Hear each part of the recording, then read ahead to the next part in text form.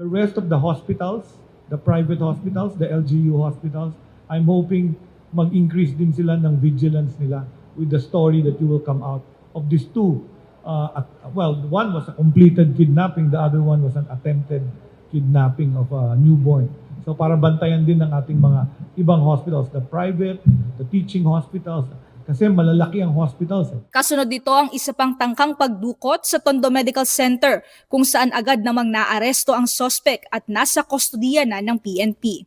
Voluntarily po siyang umamin at yun nga po, from her mouth, sinabi nga po niya na nagawa po niya yun dahil she's claiming na kakakunan lang po niya at yung accordingly, yung baby po na kanyang dinadala ay nasa hospital pa at ayaw niya pong ma-fail yung mga kamag-anak niya na nag-aantay na uuwi siyang may baby. Yung security measures sa ER. Kasi alam ng suspect na kung dumaan siya sa main and exit, hihingan siya ng discharge slip. Alam niya kabisado niya. Mukhang inaral na niya yung proseso ng ospital. So nakisabayan siya sa labas sa ER. Sa point na yon, kailangan i-improve pa, i-enhance pa ang checking and confirmation.